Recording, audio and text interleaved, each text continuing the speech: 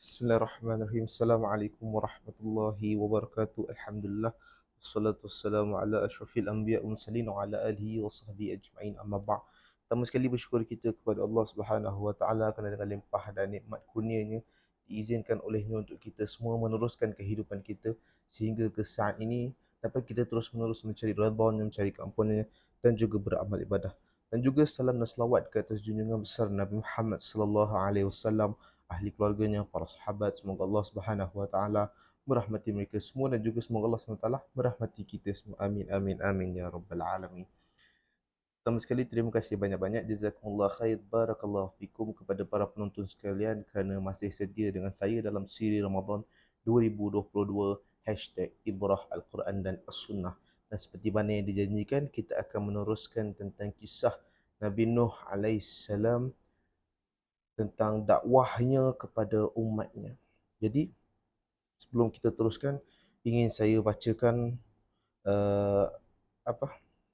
Ingin saya bacakan ayat daripada surah Nuh yang menceritakan tentang dakwah Nabi Nuh alaihissalam.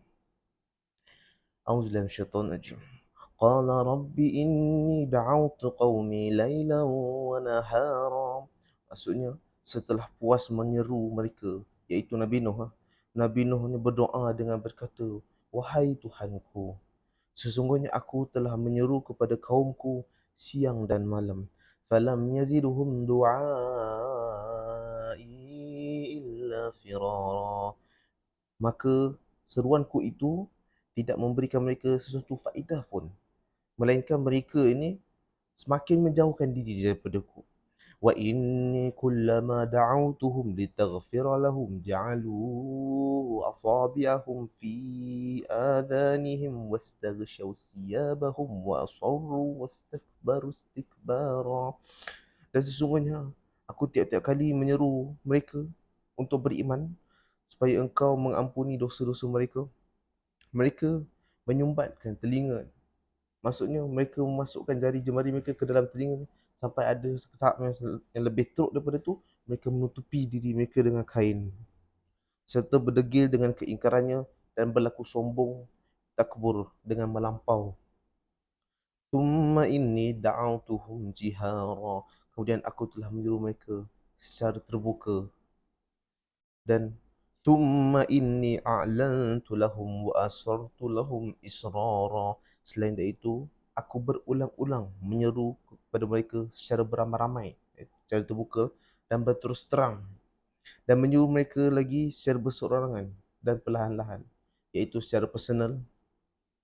Faqultu astaghfiru rabbakum innahu kana ghaffara. Sehingga aku berkata kepada mereka, pohonkanlah ampun kepada Tuhan kamu, sesungguhnya Dia ialah Maha Pengampun. Yursilis samaa 'alaikum midrara. Sekiranya kamu berbuat demikian, Ia akan menghantarkan hujan lebat dan mencurah-curah kepada kamu. Kemudian setelah Nabi Nuh AS berdoa kepada Allah dengan penuh kesedihannya kerana umatnya ni masih berdegil, tidak mahu mendengarkan dakwah Nabi Nuh AS ni, terus Allah Subhanahu Wa Taala berfirman di dalam surah Hud ayat 36, A'udzubillahi minasyaitonir rajim. Wa uhiya ila nuhin annahu lan yu'mina min qaumika illa man qad amana fala tabta'is bima kanu yaf'alun. Dan maksudnya, dan setelah itu diwahyukan kepada Nabi Nuh alaihissalam bahawa sesungguhnya tidak akan beriman lagi dari kaummu melainkan orang yang telah beriman. Oleh itu janganlah engkau berduka cita tentang apa yang mereka sentiasa lakukan. Dan Allah sambung lagi dalam ayat 37, wasna'il fulka bi'ayunina wa wahyina wa la tukhatibni fil ladzina zalamu innahum mughraqun. Dan buatlah bahtera dengan pengawasan serta kawalan kami dan dengan panduan wahyu kami tentang cara membuatnya, dan janganlah engkau merayu kepadaku untuk menolong kaummu yang zalim itu, kerana sesungguhnya mereka akan ditenggelamkan dengan taufan. Jadi apa pengajaran dalam episod kali ini? Pada episod kali ini, seperti mana yang kita dah bincangkan semalam, Nabi Nuh AS ni kuat berdakwah kepada kaumnya selama 950 tahun. Berdakwah dan berdakwah dan berdakwah, dan dalam riwayat yang paling banyak menyatakan pengikutnya adalah seramai 80 lebih, 80-an. Dan paling sikit riwayat yang ceritakan selama ratusan tahun baginda berdakwah tu hanya belasan orang saja yang ikut Nabi Nuh AS.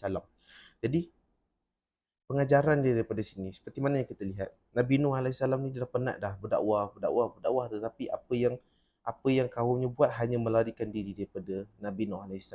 Dan yang lebih teruk lagi, mereka dengan sombong dan takbur, apabila Nabi Nuh menyampaikan dakwahnya, mereka menyumbatkan jari mereka ke dalam telinga, dan ada yang lebih teruk lagi, mereka tutupkan diri mereka dengan kain kerana tidak mahu mendengar dakwah Nabi Nuh AS.